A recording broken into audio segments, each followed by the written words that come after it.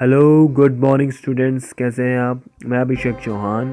आज की science class में हम चैप्टर 2 फूड कंपोनेंट्स पार्ट 5 पढ़ने जा रहे हैं। तो इस वीडियो में हम पढ़ने वाले हैं डिफिशियंसीज और मैल न्यूट्रिशन के बारे में। ये क्या होती है इस वीडियो में हम देखने वाले हैं, लेकिन इससे पहले मैं 4 पार्ट्स बना चुका हूँ। आपने अगर वो वीडियो नहीं देखी है, उन पार्ट्स में मैंने बताया है विटामिन क्या है, प्रोटीन्स क्या है, इनसे होता क्या है, ओबेसिटी, बैलेंस डाइट, इन सब के ऊपर बता चुका हूँ। आप वीडियो एक बार ज़रूर देखिए। तो चलिए बच्चों, बिना वक्त ज़ाय के स्टार्ट करते हैं। Deficiency disease.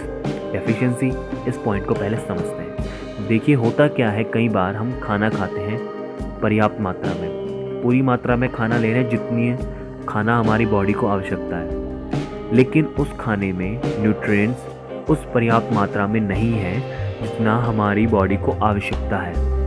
तो होता क्या है कि ऐसी कंडीशन में हमारा खाना न्यूट्रिशन लेस होता है, न्यूट्रिएंट्स उसमें नहीं होता है। तो इसे कहते हैं डेफिशिएंसी, अभाव, हमारे पोषक तत्वों का अभाव होना खाने में। और अगर इसी तरह हमारे खाने में अभाव रहा पोषक तत्वों का, तो इससे कई तरह की प्रॉब्लम हो सकती है, और उन प्रॉब्लम्स, उन बीमारियों को हम कहेंगे डेफिशिएंसीज, डिसीज़।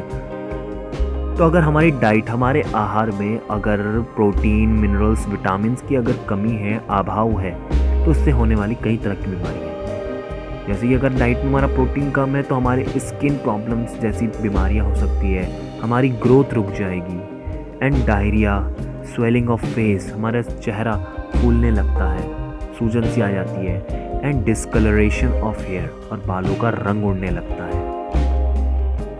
और अगर हमारे खाने में कार्बोहाइड्रेट और प्रोटीन दोनों कम है, उनकी मात्रा कम है हमारे खाने में, तो एक व्यक्ति की हाइट रुक सकती है, उसका बॉडी वेट बहुत कम हो सकता है, और वो दुबला पतला इस तरह का इंसान हो जाएगा। हड्डियां दिखने लगती है शरीर में। तो इसलिए अपने खाने की मात्रा में, अपना जो आप खाना खा रहे हो उसमें पर्याप्त कार्बोहाइड्रेट, प्रोटीन होना बहुत ही आवश्यक है। साथ ही अगर विटामिन और मिनरल्स की कमी हो तो इससे कई तरह की बीमारियां हो सकती हैं, स्कर्वी, गिटर, अनीमिया, इस तरह की प्रॉब्लम इंसान फेस करता है। तो अपना खान पान जो आपका है वो सही मात्रा में, आपके उसमें विटामिन होना चाहिए, प्रोटीन सभी पोषक तत्व पर्याप्त मात्रा में होना चाहिए। सही तरीके का खाना खाएंगे, हाथ धोकर खाना खाएंगे, आप बीमार कभी नहीं पड़ेंगे। कुछ डेफिशिएंसी डिसीज़ जैसे कि एनीमिया, आपके इसमें हमारे रेड ब्लड सेल्स कम हो जाते हैं। आप देख सकते हैं दोनों में अंतर। यह है स्कर्वी, इसमें विटामिन सी की कमी से हाथ पैरों में छाले और दांत, गम्स, ये सड़ने लगते हैं और ख़राब होने लगते हैं। और गोइटर, इसमें हमारे गले का थायराइड ग्लैंड जो है वो सूजने लगता है और स्वेलिंग सी आने लगती है फेस पर। और इसके अलावा अगर हम अपने खाने में प्रोटीन, न्यूट्रिएंट रिच फूड नहीं ले पा रहे हैं, तो ये कंडीशन आपकी मेल न्यूट्रिशन या अंडर न्यूट्रिशन कहलाती है। कुपोषण कहते हैं इसे हिंदी में। बिना सही तरीके का खाना खाए हमारी हड्डियाँ कमज़ोर, नाजुक हो जाती हैं, हमारी मसल्स कमज़ोर पड़ जाती हैं, और हमारी जो सोचने की जो क्षमता है, हमारी जो याददाश्त है वो धुंधली होने लगती है।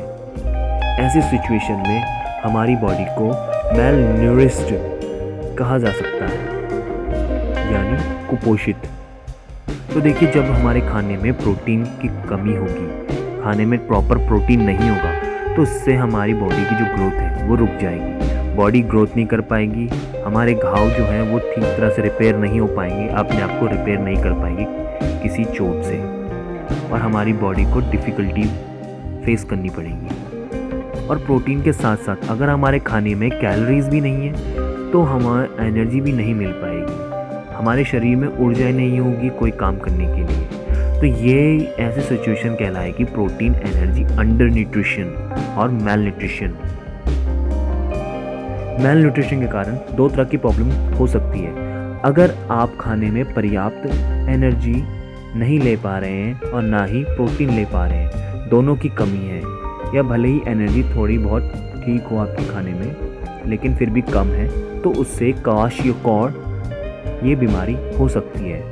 और अगर आपके खाने में एनर्जी भरपूर मात्रा में है लेकिन प्रोटीन नहीं है, प्रोटीन की कमी है, इनसफिशिएंट है, तो इससे आपको मैरामूश जैसी प्रॉब्लम हो सकती है।